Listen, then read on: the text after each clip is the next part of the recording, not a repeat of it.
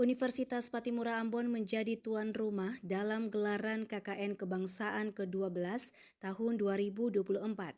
KKN Kebangsaan merupakan program nasional yang dilaksanakan untuk menumbuh kembangkan rasa cinta tanah air, wawasan dan jiwa kebangsaan, serta patriotisme mahasiswa dalam bingkai negara kesatuan Republik Indonesia. Rektor Universitas Patimura Ambon, Freddy Lewakabesi, dalam pembukaan KKN Kebangsaan tahun 2024 Jumat pagi di Islamic Center mengatakan Universitas Patimura siap melaksanakan KKN Wawasan Kebangsaan tahun ini dengan dukungan oleh semua pihak.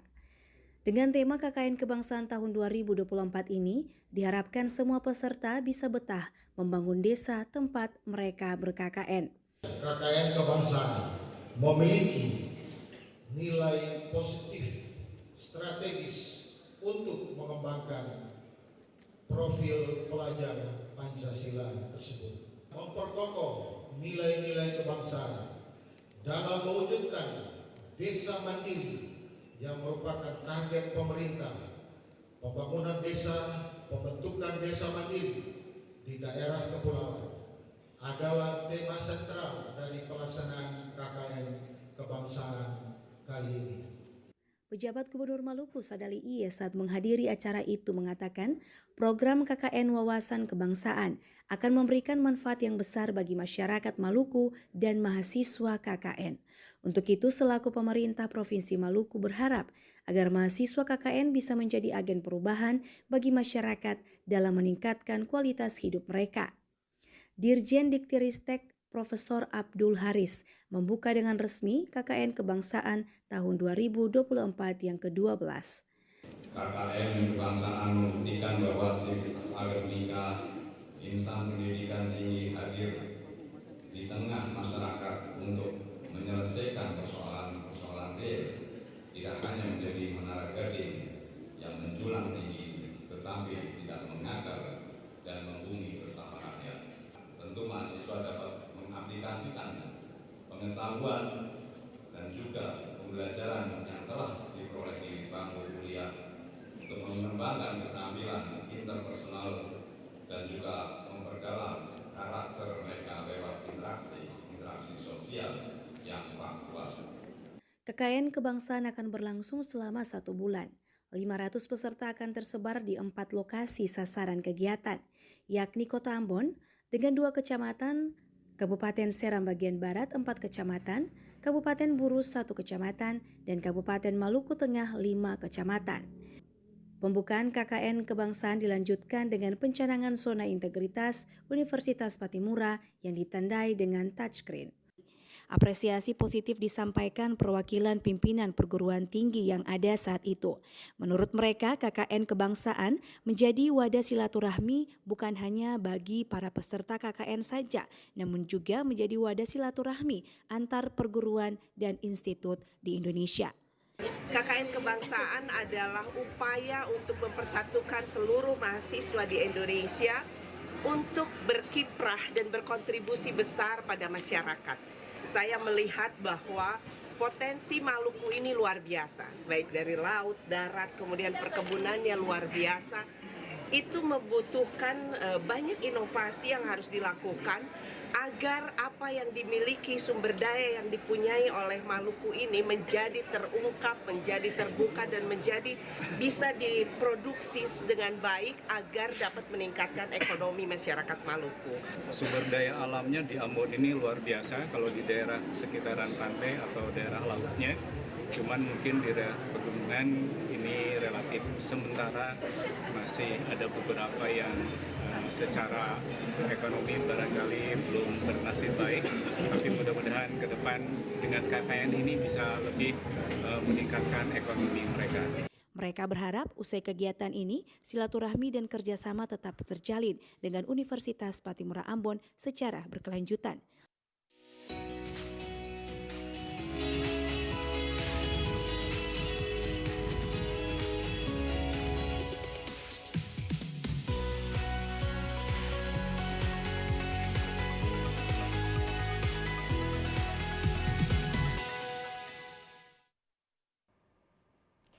Salam jumpa pemirsa TVRI Maluku di mana saja Anda berada. Senang sekali dalam episode Dialog Maluku Bicara kali ini, saya Monika Seipala dapat menemani Anda dalam 1 jam ke depan. Pemirsa, seperti prolog yang baru saja kita saksikan bersama, bahwa baru-baru ini Universitas Patimura terpilih menjadi tuan rumah pelaksanaan gelaran KKN Kebangsaan ke-12 tahun 2024 dengan mengusung tema memperkokoh nilai-nilai kebangsaan dalam wujud desa mandiri di daerah kepulauan. KKN Kebangsaan ini diikuti oleh 500 peserta dari 70 perguruan tinggi negeri dan swasta di Indonesia. Lalu seperti apa pelaksanaannya di Provinsi Maluku? Bagaimana monitoring, evaluasi, dan indikator pencapaiannya? Dan tentu saja apa manfaat yang dirasakan oleh masyarakat penerima mahasiswa KKN setempat? Kita akan membahasnya lebih detail lagi dengan dua narasumber yang berkompeten di bidangnya sudah kami hadirkan langsung di studio TVRI Maluku. Langsung saja kita berkenalan dengan narasumber yang pertama adalah Rektor Universitas Patimura, the one and only, ada Profesor Dr. Freddy Lewakabesi MPD. Halo Pak, apa kabar? Selamat datang. Baik Monik, ya selamat sore. Assalamualaikum warahmatullahi wabarakatuh. Waalaikumsalam. Dan salam sejahtera untuk kita semua, baik di studio maupun di rumah, pemirsa semua, terima kasih. Baik, terima kasih Ya. Pak Rektor sudah menyempatkan waktu bersama Ya. dengan kami. Dan yang kedua ada Sekretaris Panitia KKN Pusat, ada Dr. Samuel Patra Ritiau MPD. Selamat sore, selamat datang Pak. Apa kabar? Sore, selamat datang Bu Monik. Selamat berjumpa lagi dengan Pak Sudara Semaluku. Baik, apa kabar Bapak-bapak sekalian? Baik? Baik. Baik. Ya. Sekali lagi terima kasih banyak sudah menyempatkan waktu bergabung bersama kami untuk menjelaskan sekaligus mensosialisasi tentang keberhasilan Ya. pelaksanaan KKN Kebangsaan ke-12 tahun 2024 di Provinsi Maluku, terutama di Kota Ambon. Dan kita langsung mulai saja nih Pak Prof dan Ya, juga siap. Bapak dengan pertanyaan pertama tentang apa sih latar belakang pelaksanaan KKN Kebangsaan ke-12 tahun 2024 dan mengapa Kota Ambon ini sampai dipilih menjadi tuan rumah. Saya mulai dulu dari Pak Prof, silakan. Terima kasih Monik. Saudara semua di rumah maupun di studio, bahwa KKN Kebangsaan yang diselenggarakan di Maluku, ya, dan pelaksananya adalah Universitas Patimura, merupakan KKN Kebangsaan yang ke-12 di Indonesia. Dan Unpati dipilih kali ini untuk menjadi tuan rumah. Ini melalui sebuah proses seleksi juga, Monik dan Bapak Ibu sekalian, saudara-saudara, bahwa KKN Kebangsaan sudah diselenggarakan sudah cukup lama. Jadi kalau kita pakai durasi waktunya ya udah 12 kali, 12 sudah tahun. kurang lebih 12 tahun ini berturut-turut.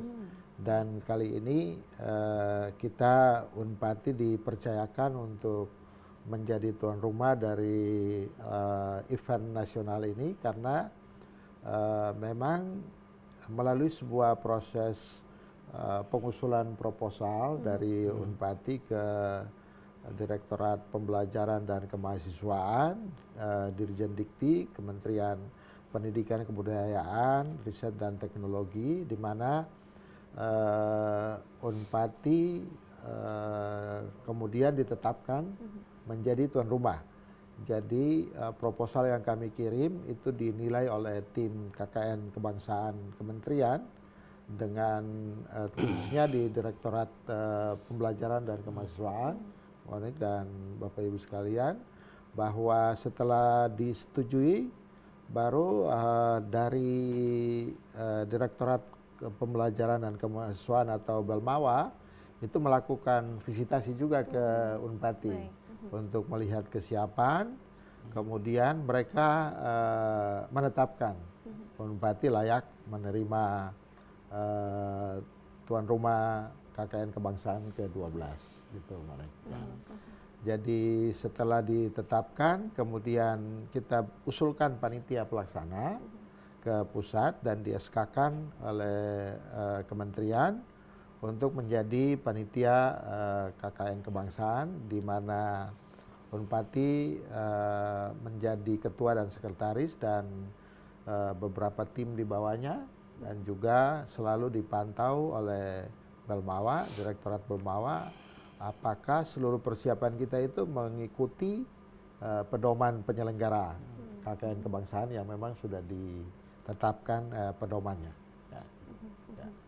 Baik, jadi ada proses, melalui proses yang panjang juga ya Pak Prof ya. Dan juga tentunya ada persyaratan-persyaratan tertentu, bahkan sudah di sivilisasi dan sebagainya. Kita bersyukurlah kalau Unpati ini di KKN 12 ini kita kalau tidak mendapat tuan rumah, ya kita mungkin tunggu 70 tahun lagi karena ada 70 lebih perguruan tinggi, dan ini satu kebanggaan kami ya. Bagi kami ini satu kesempatan ya. Opportunity yang baik untuk kita mengenalkan Unpati bagi Indonesia, tapi juga bagi dunia, dan para mahasiswa dari berbagai universitas yang ada ini, mereka bisa datang dan mengenal Maluku lebih dekat. Ya. Ya. Baik, terima kasih penjelasannya Pak Prof. Ya. Saya lanjut lagi ke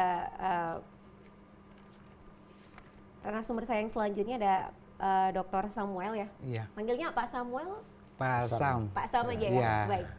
Oke, Pak Sam, sebagai panitia nih Pak, melihat penyelenggaraan KKN kebangsaan, landasan kebijakannya nih apa Pak? Atau latar belakangnya seperti apa Pak? Iya, seperti yang tadi sudah dijelaskan oleh Pak Rektor, landasan pelaksanaan kegiatan KKN kebangsaan ini dari SK Kementerian Pendidikan ya, dari Direktorat Jenderal Pembelajaran dan Kemahasiswaan ketika menetapkan universitas sebagai tuan rumah, dan itu ditindaklanjuti dengan pengangkatan panitia oleh Pak Rektor Universitas Patimura melalui surat keputusan. Nah, dari situ baru panitia mulai bekerja sesuai dengan rambu-rambu yang telah ditentukan oleh tim kementerian dan tim pengembang KKN kebangsaan. Jadi ada rambu-rambu yang sudah ditentukan dalam kaitan dengan bagaimana caranya sih implementasi program pelaksanaan kegiatan KKN kebangsaan, dari menyeleksi proses seleksi mahasiswa, penentuan program kerja, sampai bagaimana mengimplementasikan program kerja, bagaimana melakukan monitoring dan evaluasi, sampai pada tindak lanjut daripada pelaksanaan kegiatan KKN kebangsaan itu sendiri. Jadi tahapannya memang seperti yang tadi sudah dijelaskan oleh Pak Rektor, itu sudah dilakukan sudah cukup panjang. Kita melakukan pengusulannya dari tahun 2023 kalau tidak salah. Iya, dari tahun 2023, dan seperti tadi sudah dijelaskan Pak Rektor, kita baru ditetapkan di sekitar bulan Februari ya, 2024.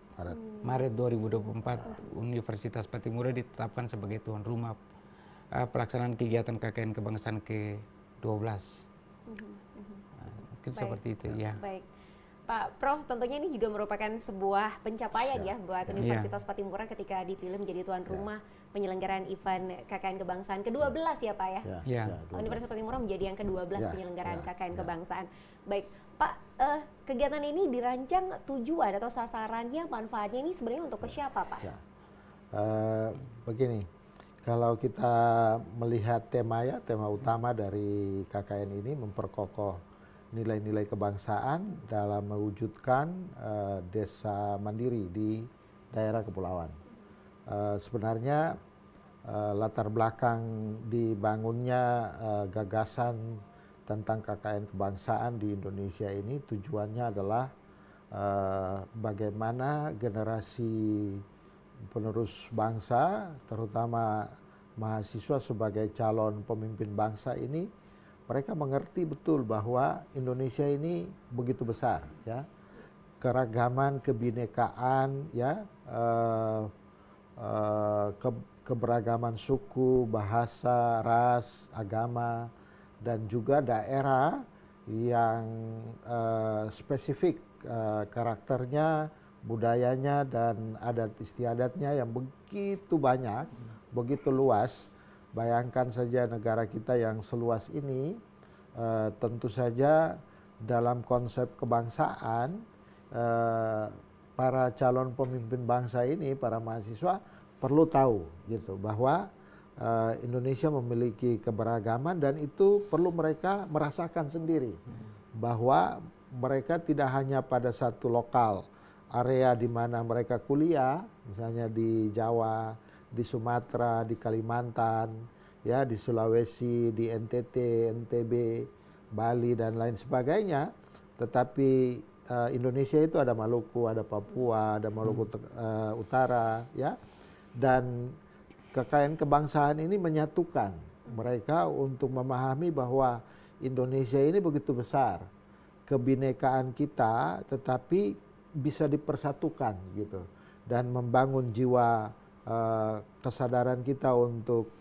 memahami juga ideologi Pancasila, ya, sebagai Indonesia yang majemuk, tetapi di situ ada persatuan, ada keberagaman, dan saya ambil contoh itu dulu ya, kalau kita sekolah di Jawa, ambil S2 atau S3, mereka itu bahkan tidak tahu Maluku itu sebelah mana. Iya, Pernah dalam satu acara perkenalan, mereka nanya, Pak Freddy asal dari mana? Saya bilang dari Ambon, Maluku. Datang ke sini pakai kereta ya? Berarti nggak dikenal ya Pak ya? Orang asing Pak ya? Jadi itu menunjukkan bahwa mereka tidak mengerti bahwa ada begitu banyak pulau-pulau di Indonesia, ya. Kita lebih dari ribuan pulau. Maluku aja 1.200 lebih pulau, ya. Dikenal dengan kepulauan daerah 1.000 pulau.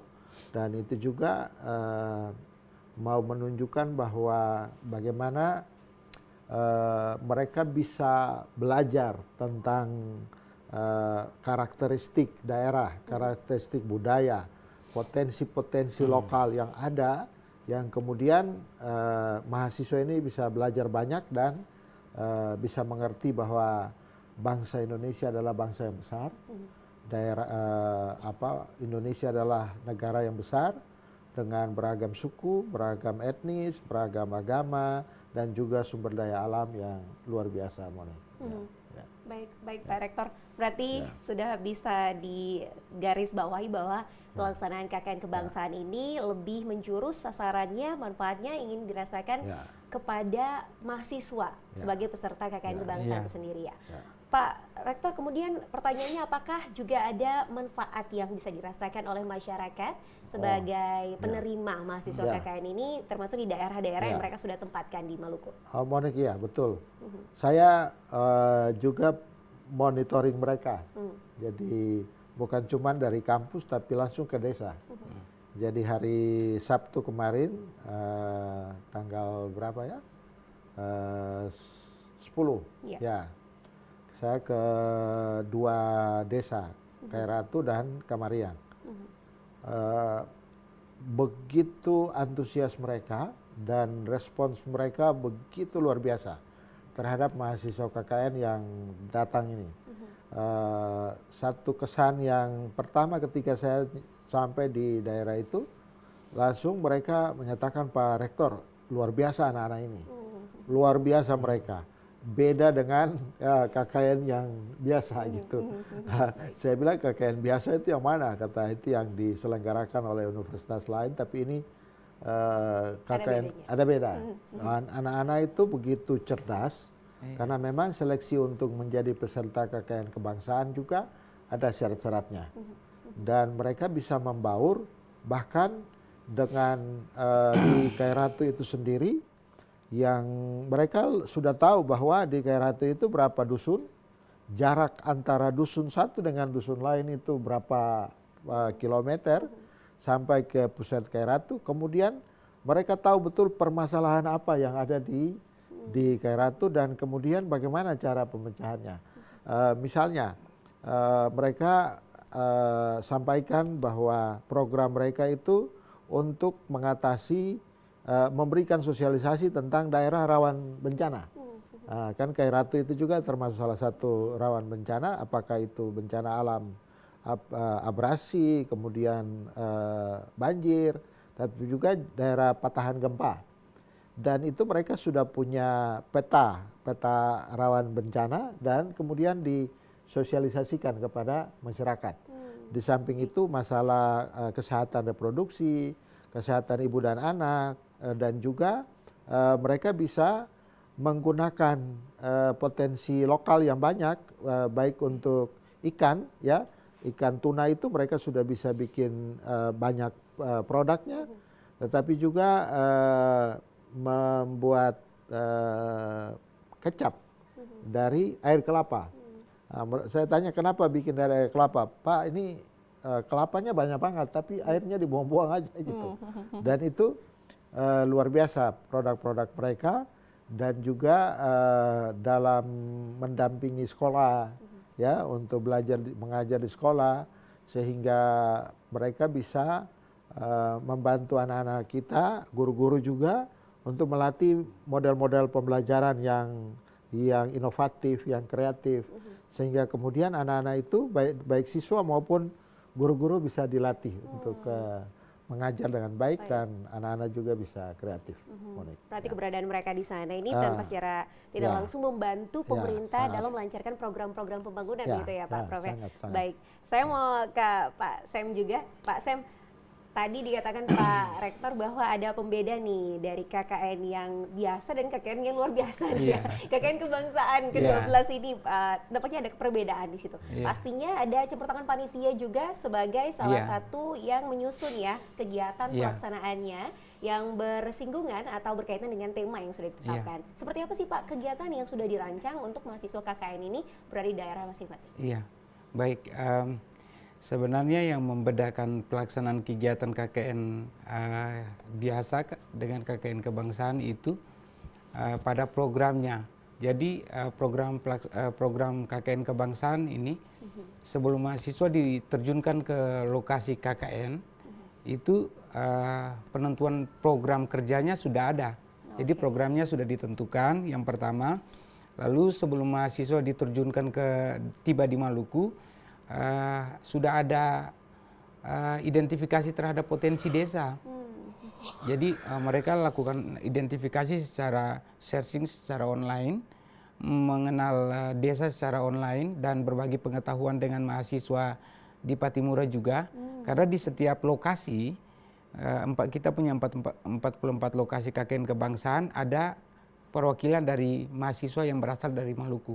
Baik itu dari Patimura, Universitas Patimura, Universitas Kristen Indonesia Maluku, Universitas Darussalam, IAKN maupun Muhammadiyah ada. Jadi mahasiswa-mahasiswa yang berasal dari Maluku juga akan memberikan gambaran. Jadi dari situ mereka berhasil menentukan potensi dulu. Mereka berdiskusi dengan dosen pendamping lapangan yang sudah disiapkan. Jadi ketika mereka tiba di Ambon pada tanggal 25 Agustus 2024, itu setelah selesai kegiatan pembekalan ada briefing lanjut terkait dengan pemantapan program di lapangan. Nanti ketika sampai di lapangan, mahasiswa diberikan kesempatan sekitar 1-2 hari saja untuk melakukan identifikasi potensi. Jadi penyesuaian program yang sudah mereka rancang dengan identifikasi potensi yang ada di lapangan, potensi desa, baik itu dalam bidang pertanian, bidang perikanan, pariwisata dan lain sebagainya, itu diidentifikasi dalam jangka waktu 2 hari, dan harapan kami di hari ketiga programnya sudah harus jalan. Dan itu mekanisme itu dia berjalan dengan baik dengan fungsi kontrol dari dosen pendamping lapangan. Dan memang seperti yang tadi Pak Rektor katakan bahwa ada pembeda karena mahasiswa yang diterjunkan dalam pelaksanaan kegiatan KKN kebangsaan di Patimura itu mahasiswa-mahasiswa pilihan dari setiap universitas di Indonesia. Karena mahasiswa pilihannya sehingga mereka punya kemampuan bersosialisasi. Nah, karena memang syaratnya ya harus terlibat aktif. Jadi selain kemampuan IQ tapi kemampuan bersosialisasi dan beradaptasi, berkomunikasi dengan sesama mahasiswa, membangun kolaborasi yang baik karena mereka punya kemampuan itu, sehingga akan sangat mudah sekali mereka membangun kelompok KKN. Dan sampai dengan sekarang ini, kemarin Pak Rektor dan para pimpinan universitas melakukan kegiatan MONEF, kita mendapat apresiasi dari pemerintah desa karena masyarakat mendapatkan sebuah gambaran terkait dengan implementasi program KKN kebangsaan yang langsung mendarat pada menjawab kebutuhan-kebutuhan yang ada di masyarakat itu sendiri. Seperti itu. Jadi seperti itu ya, Iya. KKN-nya bukan KKN biasa ya, BKBN ya, bukan KKN biasa-biasa. Oke, berarti Pak Sam bisa dikatakan juga bahwa mereka ini sudah ada gambaran ya sebelum Iya, turun betul. untuk melakukan KKN kebangsaan di Iya. suatu tempat yang sudah disetujui begitu Iya. ya, mereka turun di situ. Nah, pertanyaannya Pak Sam, bagaimana sampai mereka ini bisa diikutkan Iya. untuk mengikuti kegiatan ini Pak? Apakah ada persyaratan-persyaratan tertentu yang harus dicapai Iya. oleh para peserta ini? Jadi untuk mahasiswa yang diterjunkan, jadi ini semacam duta daripada masing-masing universitas. Nah, syarat pertama itu indeks prestasinya. Dia tidak boleh di bawah 3,00. Jadi harus indeks prestasinya harus di atas 3. Lalu yang kedua, kemampuan berorganisasi, pengalaman berorganisasi ini hal yang paling penting karena yang tadi sudah dijelaskan oleh Pak Rektor bahwa mahasiswa-mahasiswa ini nanti ke depannya akan menjadi pemimpin. Nah, karena itu kemampuan berorganisasi mereka, aktif dalam kegiatan organisasi itu juga merupakan salah satu syarat. Walaupun memang syarat yang ketiga juga jangan sakit-sakit gitu. Sehingga karena kita pada saat sosialisasi kita sampaikan ya minimal mereka syarat yang ketiga adalah mahasiswa yang diutus adalah mahasiswa yang sehat. Karena kita Maluku adalah daerah kepulauan, kita harus nyebrang dengan nyebrang laut, kita harus menempuh perjalanan sampai ke Seram Utara sekitar 9 jam perjalanan. Jadi mahasiswa harus siap dalam kondisi fisik ya. Dan pantauan kami ketika melaksanakan kegiatan dropping itu semuanya aman-aman saja Mas. Sampai Pak Rektor pada saat pelaksanaan kegiatan dropping kita lepasnya jam 8 pagi di Seram Utara Barat itu tibanya di jam 11 malam. Jam 11 malam tapi mahasiswanya saking bersemangat, antusias untuk membangun desa. Baterainya Itu nggak pernah low iya ya, Pak, ya? baterainya tidak pernah low gitu. Jadi semangatnya itu yang memberikan motivasi bagi masyarakat desa. Oke, Pak Sam, apakah ada program prioritas yang sudah ditetapkan oleh panitia Iya. sendiri untuk para peserta KKN ini mengembangkannya Iya. dalam upaya memberikan solusi seperti yang tadi dikatakan Pak Rektor, mereka hadir sebagai penegasan juga bahwa Iya. kampus dekat dengan masyarakat dan bisa memberikan perubahan-perubahan sosial ke arah yang lebih baik, Pak. Iya. Jadi kita punya program prioritas itu kita berangkat dari tema besar kita. Tema dan kita jabarkan di dalam subtema. Yang pasti program prioritas itu yang pertama kita panitia setelah Universitas Patimura ditetapkan, Pak Rektor meminta kita untuk mengidentifikasi lokasi dan memetakan potensi. Setelah mengidentifikasi 3 kabupaten dan 1 kota, kita menentukan potensi. Dari situ baru kita menentukan kira-kira program prioritas apa yang bisa didaratkan kepada masyarakat sehingga dia bisa memberikan dampak, impact bagi masyarakat. Nah, karena itu kita menetapkan ada sekitar 12 program kerja. Apa saja, Pak? Yang pertama itu berkaitan dengan pengembangan rasa cinta terhadap tanah air, pengembangan karakter, kemahasiswaan, menumbuhkan bela negara dan lain sebagainya. Lalu pengembangan pendidikan dalam kaitan dengan aktivitas bimbingan belajar, sosialisasi terkait dengan kekerasan dalam rumah tangga, sosialisasi terkait dengan peta rawan bencana, rumah layak huni, terkait dengan pengembangan unit badan usaha milik desa, pengembangan produk unggulan masyarakat desa. Nah, itu ada 12 program kerja yang sudah ditetapkan dan sudah disampaikan kepada mahasiswa, dan harapan kami dari 12 program kerja itu di breakdown dalam kegiatan-kegiatan di lapangan, dan itu berhasil dikembangkan oleh mahasiswa. Baik, kita akan mengetahui seperti apa sih monitoring, evaluasi, dan manfaat yang sudah dirasakan oleh masyarakat tentunya yang menerima mahasiswa KKN Kebangsaan ke-12 2024 di Maluku. Setelah jeda pariwara berikut ini, tetaplah bersama kami di Dialog Maluku Bicara.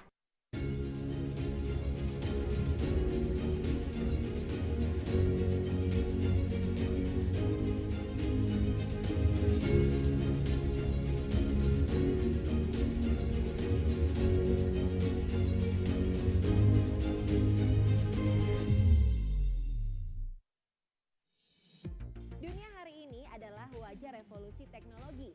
Semua orang bisa dengan mudah mengakses informasi.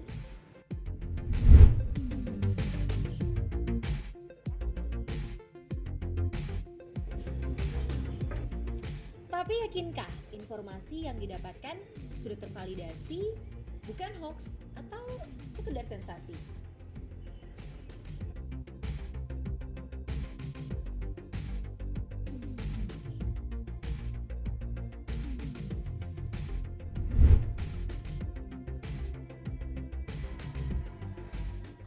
Pastikan Anda bijak dengan memilih kanal berita yang terpercaya dan menginspirasi.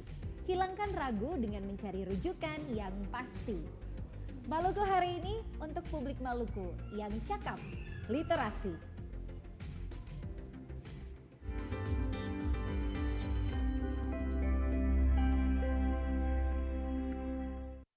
Pemirsa TVRI, yuk cegah stunting. Pencegahan stunting dapat dilakukan sejak dalam kandungan hingga anak usia 1000 hari pertama. Pastikan ibu hamil mendapatkan asupan gizi yang cukup. Berikan ASI eksklusif pada bayi selama 6 bulan pertama. Mulailah empati tepat waktu dengan gizi yang cukup, anak dapat tumbuh dan berkembang dengan optimal. Pastikan anak-anak mendapat vaksinasi sesuai jadwal. Pantau pertumbuhan dan perkembangan anak secara berkala. Berikan cinta, perhatian, dan stimulasi kepada anak. Yuk kita bersama-sama cegah stunting agar anak Indonesia tumbuh sehat dan cerdas.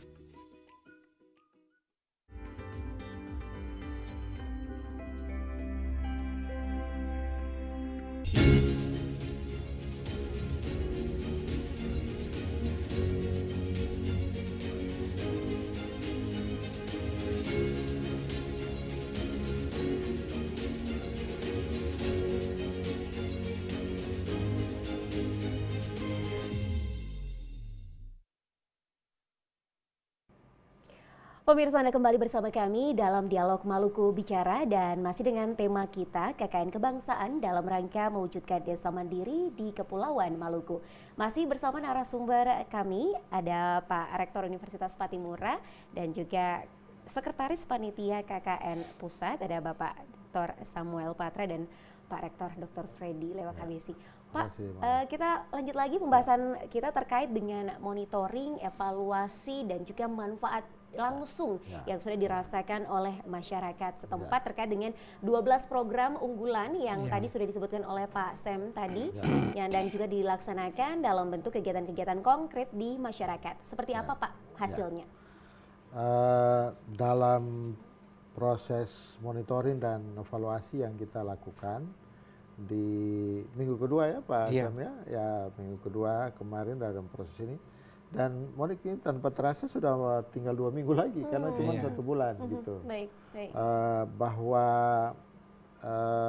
apa yang kita amati baik di lokasi di mana kami melakukan monitoring dan evaluasi, tetapi juga di desa-desa lain di 44 desa ini ternyata bahwa dampaknya sangat positif, di mana berbagai program unggulan yang telah ditetapkan dan kegiatan-kegiatan itu mereka breakdown begitu rupa sehingga betul-betul bisa menyentuh permasalahan yang ada di desa dan kemudian dalam waktu yang singkat mereka bisa bersama-sama dengan berbagai komunitas yang ada di desa untuk mengatasi berbagai persoalan tersebut. Saya ambil contoh itu tentang kesehatan reproduksi ya. Di daerah Kairatu itu mereka tahu betul bahwa permasalahan tentang kesehatan reproduksi itu menjadi satu masalah di desa itu. Dan kemudian mereka bekerja sama dengan dinas kesehatan, kemudian melakukan sosialisasi, tetapi juga tindakan-tindakan preventif lainnya yang mereka edukasi kepada masyarakat. Kemudian tadi saya sampaikan di daerah rawan bencana itu mereka siapkan peta daerah-daerah mana yang rawan dan kemudian mereka sampaikan kepada masyarakat desa dan menyiapkan antisipasi seperti apa, mitigasi seperti apa. Di samping itu di desa-desa yang potensi misalnya pohon kelapa ya dengan hasil yang banyak, di situ mereka mengajar masyarakat untuk menggunakan air kelapa untuk membuat kecap. Dan itu berhasil dan sudah mereka siapkan untuk bisa di label dan bisa dijual gitu. Dan ini juga meningkatkan ekonomi masyarakat. Tetapi yang lebih hebat lagi itu membaurnya mereka dengan semua stakeholder di desa itu, sehingga mereka seperti orang desa sendiri gitu. Bahkan mereka lebih mengerti potensi yang ada di desa ketimbang kita orang Maluku gitu. Di samping itu saya lihat di beberapa link yang ada, misalnya di Kota Ambon itu juga mereka membuat video-video promosi tentang daerah-daerah wisata. Jadi mereka ngerti mana desa yang potensi apa, itu mereka kemudian bikin videonya. Dan saya lihat sebagian itu udah viral kemana-mana. Dan ini luar biasa. Mereka juga membantu pemerintah desa dalam soal menyiapkan draft-draft peraturan desa dan lain-lain. Dan memang ini kita sudah kondisikan dari saat kita audiensi dengan bupati ya, wali kota, mereka sangat mendukung kegiatan ini baik di Maluku Tengah, di SBB, Buru maupun di Kota Ambon. Kita sudah melakukan pendekatan-pendekatan yang berjenjang sehingga bagi saya ini satu manfaat yang luar biasa bagi daerah kita, bagi anak-anak kita. Dan di persiapan 17-an ini mereka udah siap kegiatan-kegiatan yang sangat menarik untuk diikuti oleh masyarakat desa. Dan sampai 17 mereka masih ada di lokasi dengan harapan mereka menjadi motor untuk aktivitas 17-an untuk perayaan 17 Agustus tahun ini. Baik, luar biasa, ternyata banyak sekali manfaat ya kehadiran mahasiswa KKN ke-12 2024 ini. Pak Prof, kemudian apakah program-program ini nantinya hanya berjalan sesuai dengan durasi pelaksanaan KKN kebangsaan ini, ataukah ada keberlanjutannya Pak? Dan seperti apa kerjasama untuk melanjutkan hasil yang sudah ada saat ini Pak? Ya, jadi diketahui bahwa setiap desa itu kelompok-kelompok ini punya dosen pendamping lapangan. Dan dosen pendamping lapangan itu mereka akan mencatat karena laporan dari setiap kelompok mahasiswa itu dilaporkan secara kontinu dan juga berjenjang, sehingga setiap program, kegiatan, pelaksanaan dan evaluasi keberhasilan dari program-program tersebut itu menjadi catatan penting yang kemudian nanti akan dilanjutkan ya, baik oleh desa sendiri maupun oleh Unpati terkait dengan aspek pengabdian kepada masyarakat. Karena kita punya tridharma perguruan tinggi, yaitu pendidikan dan pengajaran yang pertama, yang kedua penelitian atau riset, dan yang ketiga pengabdian kepada masyarakat.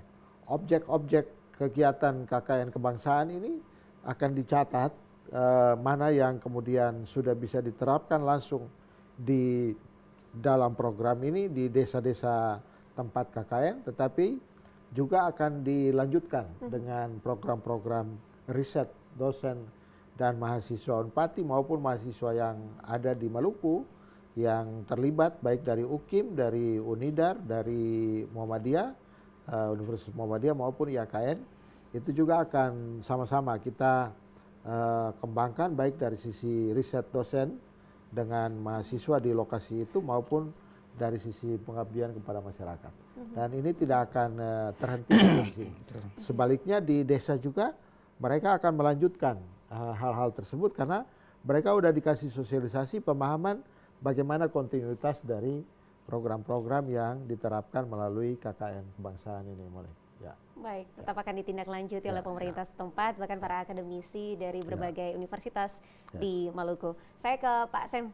Pak Sem, masih tentang monitor evaluasi dan manfaat yang dirasakan dari panitia sendiri, seperti apa Pak penilaiannya? Apakah sudah mencapai goals, sasarannya sudah tepat, dan masyarakat sudah merasakannya apa belum Pak? Iya, baik. Jadi saya ingin menambahkan apa yang tadi sudah dijelaskan oleh Pak Rektor. Masyarakat sangat berterima kasih terhadap kehadiran adik-adik mahasiswa di lapangan karena ada beberapa hal yang sebenarnya hampir tidak terpikirkan oleh masyarakat. Nah, ternyata kehadiran adik-adik mahasiswa peserta KKN kebangsaan ini membuka cakrawala berpikir bagi masyarakat, lebih khusus kepada pemerintah desa ya.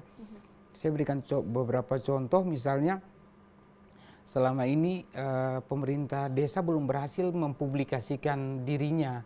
Jadi Maluku ini merupakan salah satu terkenal dengan dalam bidang perikanan, pertanian, tapi pariwisata juga hampir tidak bisa terlupakan gitu.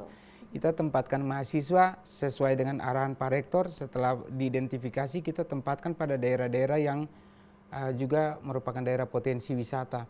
Tapi setelah di tracer lebih jauh oleh mahasiswa, ternyata kita punya potensi wisatanya besar tapi belum berhasil dipublikasikan oleh pemerintah desa atau pemerintah negeri itu. Dan karena itu langkah-langkah konkret yang dilakukan oleh mahasiswa adalah membangun website desa. Membangun website desa, mereka melatih staf desa untuk bagaimana mempublikasikan secara mandiri. Jadi ketika mahasiswa KKN keluar dari lokasi, sudah ada staf yang bisa mengoperasikan website desa. Itu yang pertama. Lalu yang kedua, mereka membangun channel YouTube. Misalnya beberapa negeri untuk promosi wisata, mereka membangun YouTube untuk beberapa negeri mempublikasikan promosi-promosi daerah wisata yang tadi Pak Rektor sudah jelaskan, dan itu dijelaskan juga kepada pemerintah desa.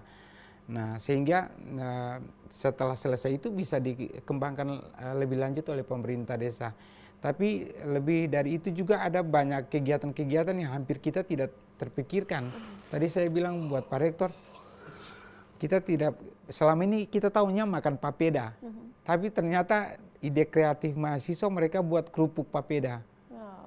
Saya bingung kerupuk papeda ini dari bentuknya, cara pengolahannya itu seperti gimana. Ternyata bisa sampai di situ. Lalu ada satu lokasi di Seram Utara, karena ternyata di sana pisangnya banyak. Itu batang pisang itu dijadikan pupuk, diolah lalu dijadikan pupuk. Lalu ada di daerah di Kabupaten Maluku Tengah, ternyata limbah sagu itu kan dibuang saja oleh masyarakat. Nah, ternyata itu diolah lebih jauh lagi oleh mahasiswa. Diolah lebih jauh, dijadikan pupuk cair. Dan itu langsung diolah, dijadikan pupuk cair dan dibagikan kepada masyarakat. Jadi memang dampaknya sangat luar biasa bagi masyarakat. Selain itu juga ada produk-produk turunan dari pelaksanaan kegiatan KKN. Misalnya yang tadi Pak Rektor bilang ada kecap, ada abon ikan, ada yang banyak sekali, hampir saya sudah lupa itu produk-produk yang dihasilkan itu apa saja, kerupuk, ada bakso, ada nugget juga yang berkaitan dengan itu. Satu lagi, mereka itu ada satu tanaman yang sering tumbuh di pinggiran pantai itu, mereka olah menjadi salah satu teh. Nah, setelah mereka melakukan observasi, berdiskusi dengan masyarakat, ternyata masyarakat bilang itu bagus sekali untuk kesehatan. Mereka coba melakukan uji lab, ternyata kelayakannya masih bisa, sehingga mereka mensosialisasikan produk tersebut dan nanti di akhir program Pak Rektor, mungkin di akhir program kita sudah siapkan ada stand untuk pameran mahasiswa. Jadi produk-produk yang telah dihasilkan, apa saja kegiatan-kegiatan dihasilkan itu juga dipromosikan kepada masyarakat. Termasuk produk-produk yang olahan dari berbahan dasar lokal itu. Baik sekali. Seperti itu. Baik, terima kasih penjelasannya Pak Sem. Pak Sem, apakah ada dana desa khusus yang sudah disiapkan untuk menyukseskan program KKN Kebangsaan? Termasuk di dalamnya kebijakan-kebijakan yang dibuat oleh teman-teman KKN Kebangsaan ini. Iya, kami dari panitia sebenarnya sangat kita memberikan apresiasi buat Pak Rektor karena kita dikasih waktu yang singkat tapi Pak Rektor mendampingi kami turun dari lokasi ke lokasi. Di semua kabupaten kota itu Pak Rektor mendampingi kami, memberikan dukungan dan memberikan kepastian kepada pemerintah daerah. Sehingga ketika mahasiswa turun ke lapangan, itu program yang bisa dihandle dengan dana desa, itu langsung diintervensi dengan dana desa. Tapi ada juga dari dinas-dinas terkait yang memiliki program itu langsung dihandle oleh masing-masing dinas dengan bekerja sama dengan mahasiswa KKN di lapangan. Jadi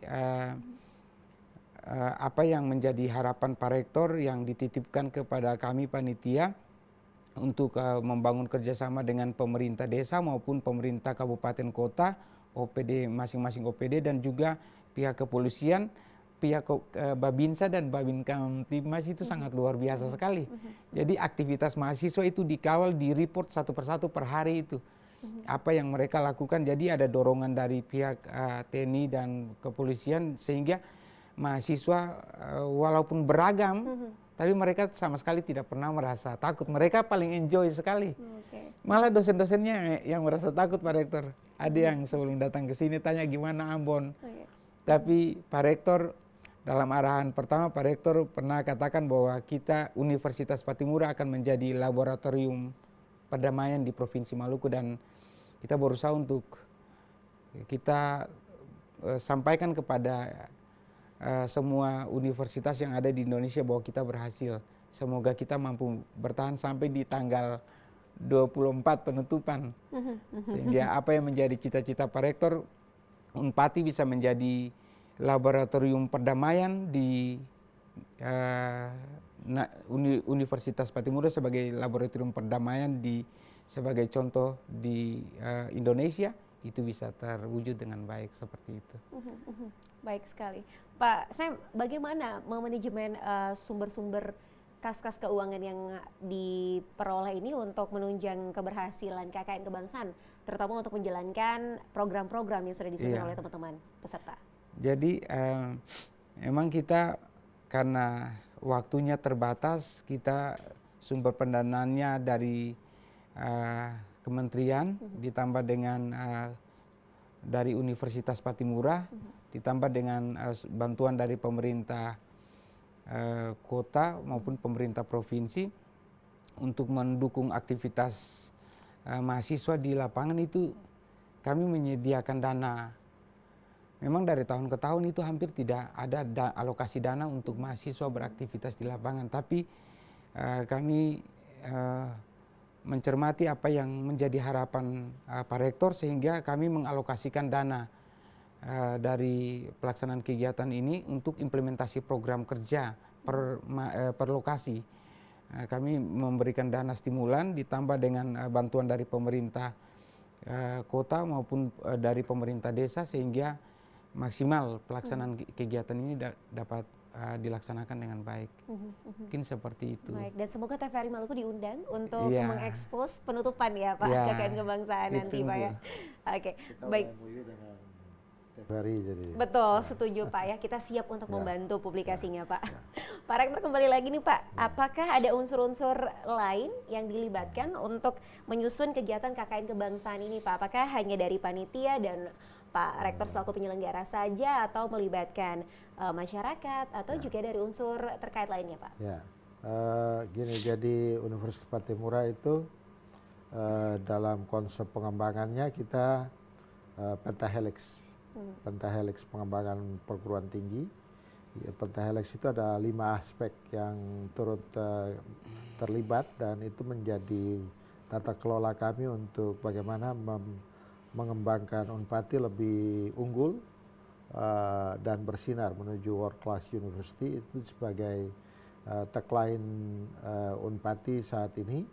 Dan 5 komponen itu antara lain tentu akademisi, ya, kita perkuat sumber daya manusia yang ada di Unpati untuk betul-betul bisa menunjukkan kualitasnya, kualitasnya di masyarakat, sehingga bisa terpakai di bidang apa saja sesuai dengan sumber daya yang mereka miliki, yang keahlian yang dimiliki. Ya, aspek yang kedua tentu pemerintah, ya. Pemerintah dalam hal ini yang kami maksud mulai dari pemerintah desa, pemerintah kecamatan, kabupaten, kota, provinsi, bahkan sampai pemerintah pusat. Itu aspek yang kedua. Yang ketiga adalah komunitas, ya. Kita libatkan semua komunitas-komunitas yang ada, dan itu Unpati memiliki saya mendorong untuk semua lembaga yang ada di Unpati itu menjaring kerjasama dengan semua stakeholder terkait, terutama apakah itu NGO, kelompok-kelompok gereja, kelompok-kelompok masjid, ya, organisasi-organisasi OKP yang ada, dan kementerian, lembaga, dinas-dinas, itu semua terhubung di kita. Dan hampir setiap hari ini saya dari pagi sampai sore itu banyak sekali yang datang. Kemudian yang keempat itu kita dunia usaha dan dunia industri, ya. Dunia usaha dan dunia industri itu kita cari celah komunikasi dengan semua hal, sehingga semua bagian dunia usaha, dunia industri yang bisa mensupport kegiatan-kegiatan kita di kampus. Dan yang kelima itu tentu saja media, ya. Media mempublikasikan apa yang kita kerjakan. Dan akhir-akhir ini saya punya 2 komponen tambahan. Setelah kita kerja-kerja, saya melihat bahwa ada 2 aspek tambahan yang mestinya kita perhatikan, yaitu soal alumni, ya. Moni ini juga alumni nih, alumni Unpati, ya. Baik, Pak. Ini potensi luar biasa kita. Baik. Tapi kapan memberi untuk Unpati ini susah, ya. Ini yang saya mau manfaatkan juga gitu. Bukan berarti memanfaatkan Moni, kan? Tetapi bagaimana mereka yang kemudian memahami bahwa potensi yang mereka miliki sekarang tidak terlepas dari alma mater. Dan itu yang kemudian akan jadi aspek tambahan dan regulasi, ya, aturan-aturan yang kita harus ikuti secara baik. Itu Monik, makasih. Baik, Ya. terima kasih Pak Rektor, dan langsung sudah membangkitkan panggilan hati ya Pak Rektor ini. Baik, Pak. Terima kasih banyak Pak Rektor, dan kita sudah sampai di penghujung dialog Maluku Bicara untuk edisi kali ini, Pak Rektor dan juga Pak Sam. Dan di sesi terakhir ini saya mempersilahkan untuk kedua narasumber saya memberikan closing statement related to our tema di hari ini adalah kekayaan kebangsaan dalam rangka mewujudkan desa mandiri di Kepulauan Maluku. Saya mulai dari Pak Sam dulu, disilakan. Baik, terima kasih.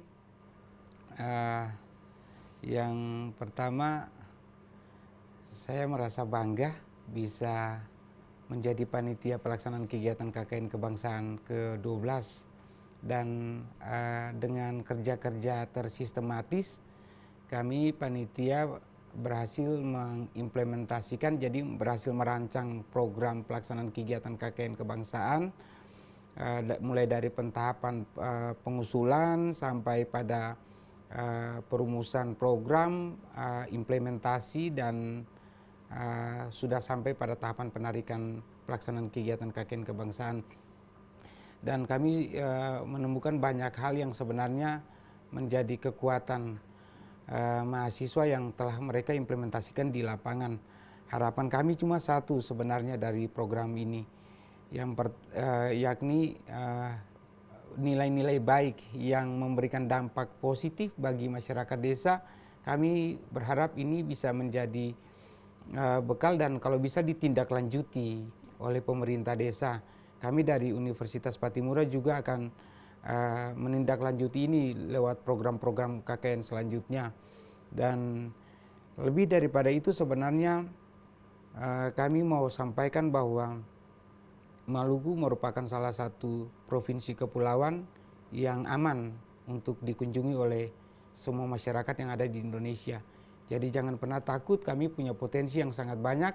Kami berharap masyarakat dengan kedatangan adik-adik mahasiswa mereka bisa pulang ke semua provinsi yang ada di Indonesia, kita punya dari Aceh sampai dengan Papua. Mereka bisa bercerita kepada semua orang yang ada di Indonesia bahwa Maluku merupakan salah satu negeri yang aman dan layak untuk dikunjungi. Kalau tidak dikunjungi sepertinya tidak pas gitu. Jadi harapan kami seperti itu, mereka bisa menceritakan sehingga potensi yang ada di Provinsi Maluku ini dapat kita kelola dengan baik. Itu melalui program pelaksanaan kegiatan KKN kebangsaan. Mungkin seperti itu. Terima kasih. Baik, saya terima kasih Pak Sem. Silakan Pak Prof untuk closing statement harapannya untuk pelaksanaan KKN kebangsaan. Terima kasih, Monik. Terima kasih untuk pelaksanaan KKN kebangsaan di Unpati dan di Maluku. Ini akan menumbuhkan inovasi, kreativitas, kemandirian yang akan membentuk mereka menjadi insan Indonesia yang betul-betul memahami keberagaman, kebinekaan, dan hidup secara gotong royong, bekerja sama membangun desa untuk Indonesia yang lebih maju dengan nilai-nilai kebangsaan dan ideologi Pancasila yang selalu ditegakkan untuk perdamaian dan kebaikan Indonesia menuju Indonesia Emas 2045. Terima kasih. Baik, terima kasih sekali Pak Rektor dan juga Pak Sem untuk closing statementnya dan juga sudah meluangkan waktu sharing bersama kami. Sukses terus dan selalu sehat, tetap semangat. Kita akan tunggu untuk meliput kegiatan penutupan KKN Kebangsaan ke-12 tahun 2024. Terima kasih. Dan akan lebih meriah jika Monik hadir. Iya. Baik Pak, undangan khusus ya Pak ya. Baik. Dan pemirsa, itulah tadi perbincangan kami terkait dengan tema kita KKN Kebangsaan dalam rangka mewujudkan desa mandiri di Kepulauan Maluku. Semoga semangat KKN Kebangsaan di Maluku ini menjadi cermin komitmen akan persatuan kesatuan bangsa dan tentunya menjadi contoh juga sebagai laboratorium perdamaian di Indonesia. Akhir kata, saya Monika Sipala pamit dan sampai jumpa di kesempatan selanjutnya. Selamat sore.